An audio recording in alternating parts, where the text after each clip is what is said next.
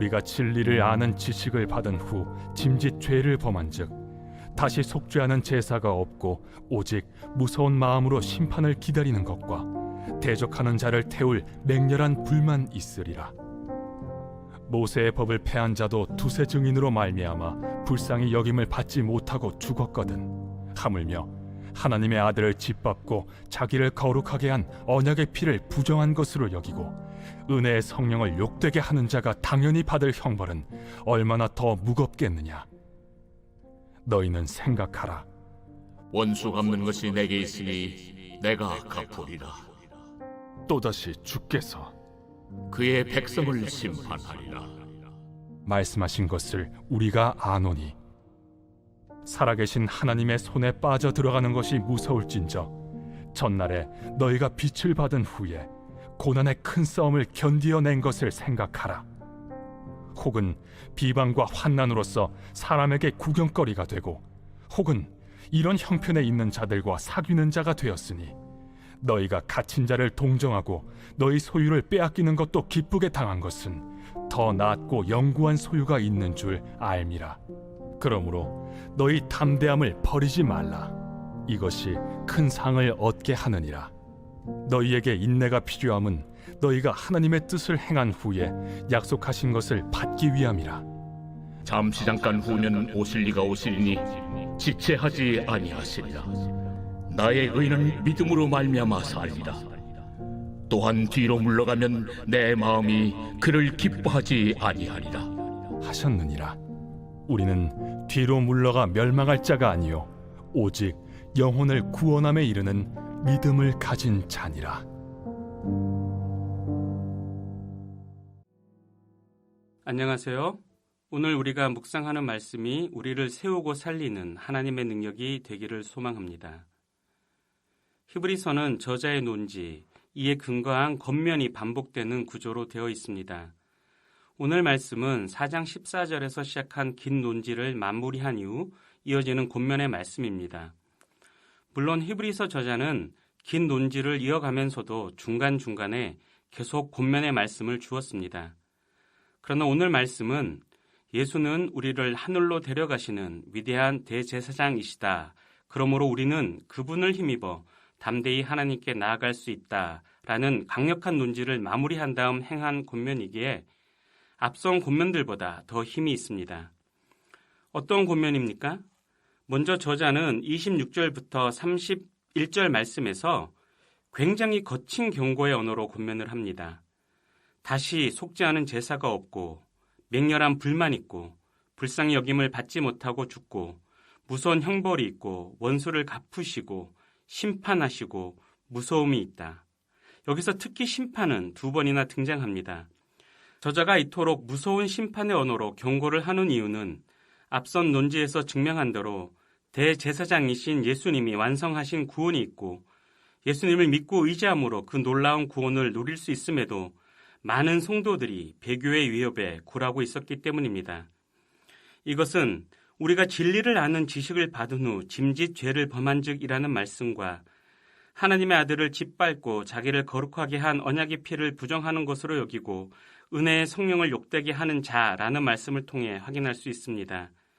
왜냐하면 기독교 신앙을 떠나는 것이 복음, 곧 구원의 지식을 거부하는 것이고 복음을 믿게 하시는 성령의 은혜를 욕되게 하는 행동이기 때문입니다. 그러니 저자는 배교의 위협 앞에 있는 성도들을 지키기 위해 강력한 경고의 언어로 성도들을 권면할 수밖에 없었을 겁니다. 그러나 저자는 무서운 언어로만 권면을 이어가지 않습니다. 32절부터 34절을 보면 갑자기 톤을 낮추어 부드러운 언어로 과거에 있었던 성도들의 성공을 상기시킵니다. 과거에 같은 배교의 위협이 있을 때 성도들은 큰 고난의 싸움을 견디어냈습니다. 비방, 환난, 조롱, 게다가 재산을 빼앗기는 일도 있었지만 견디며 오히려 더 큰 고난에 있는 이들을 동정했습니다. 저자가 이 사실을 상기시키는 이유는 이미 한 번 이겨낸 위협인 만큼 성도들이 한 번 더 이겨내기를, 배교의 위협에 굴하지 않고 그리스도에 대한 믿음을 지켜내기를 간절히 바랐기 때문일 겁니다. 그리고 마지막으로 저자는 성도들에게 배교의 위협에 굴하지 않고 끝까지 견뎌낸 이들이 받게 될 큰 상을 언급함으로 권면을 마무리합니다. 여기서 큰 상은 37절에 기록된 대로 예수 그리스도의 재림시 받게 될 보상, 곧 완성된 구원입니다.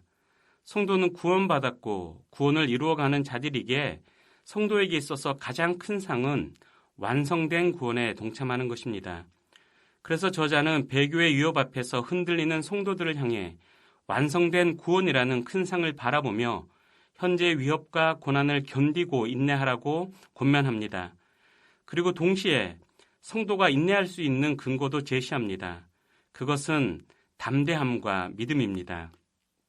담대함은 어제 말씀에서 묵상한 대로 예수 그리스도의 피, 곧 우리의 구원의 근거가 되는 십자가 사건을 의미하고, 믿음은 예수 그리스도를 믿음으로 십자가 사건을 나를 위한 대속 사건으로 받아들이는 것입니다. 성도는 이런 담대함과 믿음으로 인내할 수 있습니다. 그리고 인내할 때 하나님께서 약속하신 큰 상을 받게 됩니다. 이처럼 저자는 1세기 환난과 핍박 속에서 배교의 유혹을 받던 성도들에게 경고와 상기, 그리고 약속을 통해 배교가 얼마나 위험한 일인지, 동시에 믿음으로 인내하며 그리스도를 끝까지 따르는 것이 얼마나 중요한 일인지 권면합니다. 저자의 권면은 사실 당시 그리스도인들에게 그리스도에 대한 신뢰를 버리든지 아니면 끝까지 믿음으로 인내하며 그리스도를 따르든지 선택하라는 말씀입니다. 그리고 이 요구는 오늘을 살아가는 우리들에게도 여전히 유효합니다.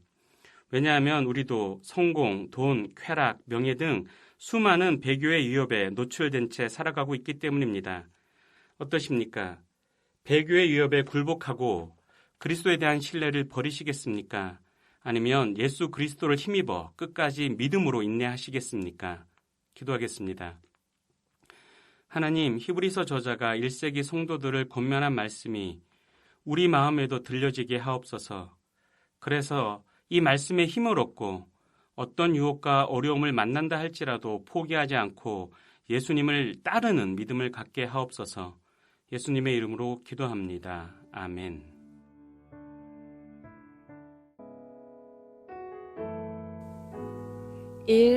오심 기도.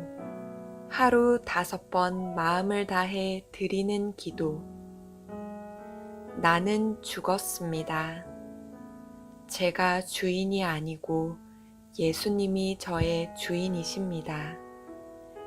예수님은 십자가에서 죽으시고 부활하셨습니다. 부활하신 예수님을 가슴으로 만나서 따라가며 간증합니다. 사랑하는 가족과 함께 영광스러운 승리를 노래합니다.